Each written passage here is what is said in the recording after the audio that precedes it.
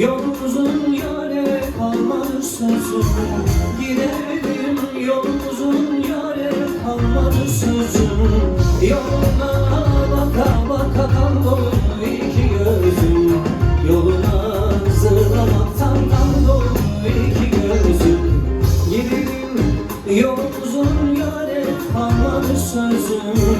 Gidelim yolumuzun yâre kalmadı sözüm. Yoluna baka baka kaldı iki gözüm.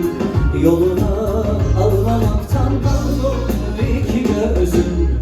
Dağlar ile yarimle sana yandım vay vay. Gönlüm sevdalı yarimle ben ağladım vay vay. Dağlar ile yarimle sana yandım vay vay. Gönlüm sevdalı yarimle. Birazcık alkış sesi duyabiliyor muyuz?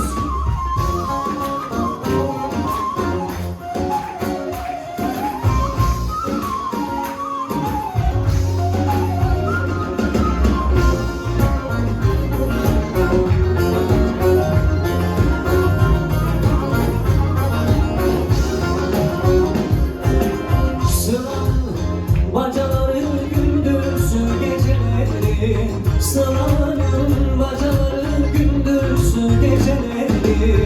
Yaktı şu yüreğimi ayrı sancıları. Yaktı şu yüreğimi ayrı sancıları. Sıran bacaları gündüzü geceleri, sıranın bacaları gündüzü geceleri. Yaktı şu yüreğimi ayrı sancıları. Yaktı şu yüreğimi ayrı sancıları.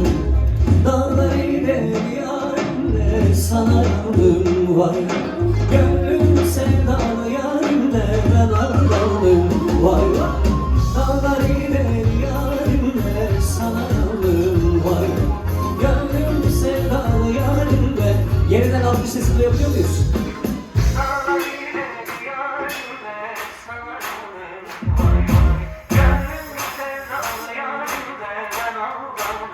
Vay vay, dağlar ile yarimle sana